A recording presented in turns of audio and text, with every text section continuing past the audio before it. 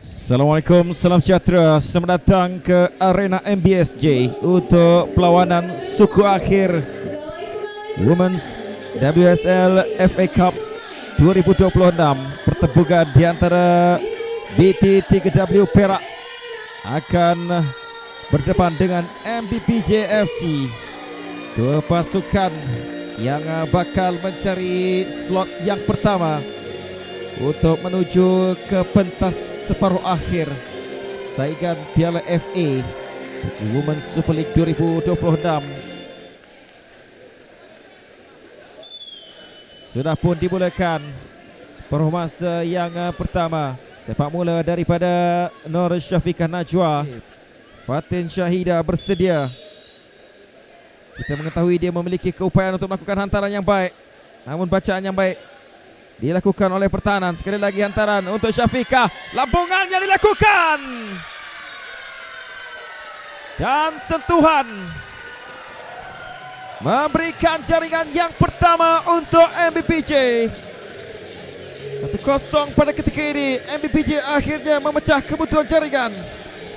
Ya, kita lihat bagaimana satu lambungan yang cukup baik larian daripada sebelah kanan melalui Farah Wahidah yang bijak untuk melakukan bola lob ataupun melakukan satu sentuhan yang cukup bijak untuk menewaskan penjaga gawang Syafiqah Najwa yang akhirnya tewas selepas percubaan demi percubaan yang dilakukan minit yang ke-12 sebentar tadi. Namun dilihat BT3W.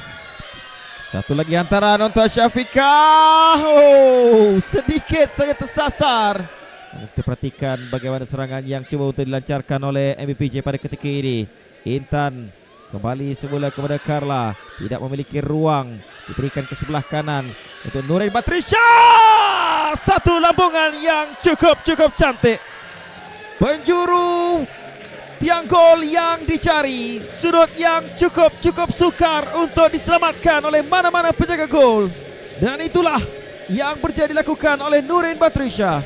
Kita lihat bagaimana satu hantaran pendek yang dilakukan. Nurain Batrisha sempat untuk melihat penjaga gawang Nur Syafiqah sebentar tadi, dan beliau melakukan satu teknik sepakan yang cukup baik yang akhirnya berjaya juga menewaskan Nur Syafiqah. Satu angle yang sememangnya seperti mana anda perkatakan sukar untuk diselamatkan oleh mana-mana penjaga gol sekalipun. Pertahanan dan melihatkan bagaimana Syafiqah begitu selesa di sebelah kanan untuk menewaskan dan melakukan larian masuk dalam kotak penalti. Sekali lagi daripada Syafiqah, percubaan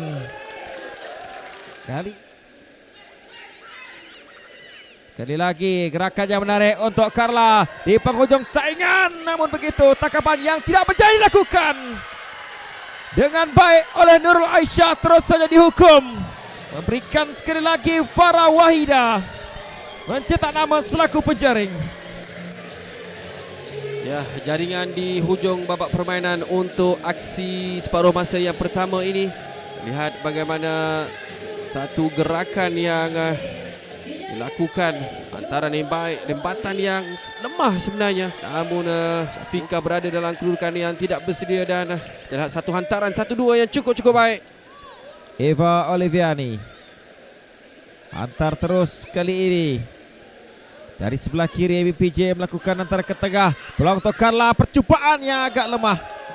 Belakang semula Zarin Safia hantar terus untuk Syafiqah Najwa. Ada peluang kepada BT3W dalam kotak penalti MBPJ pada ketika ini, dan rebatan yang dilakukan Fatin Syahida yang bakal mengambil sepakan ini. Hantar terus ke dalam kotak penalti, dilepaskan. Ada peluang untuk MBPJ. Tandukan yang memerangkap untuk memberikan hat-trick kepada Farah Wahidah. Ya, kita lihat bagaimana Farah Wahidah berjaya melengkapkan hat-trick beliau pada malam ini. Beliau seringkali berada dalam posisi yang cukup tepat, dan dilihat bagaimana silapan yang dilakukan oleh barisan pertahanan yang perlu untuk melakukan cabaran terlebih awal. Lantunan bola itu yang menyebabkan akhirnya Nur Syafiqah Najwa tewas untuk kali yang keempat. Beliau juga tentukan ke depan. Peluang untuk Farah Wahidah mencari jaringan yang keempat, tidak berjaya kali ini.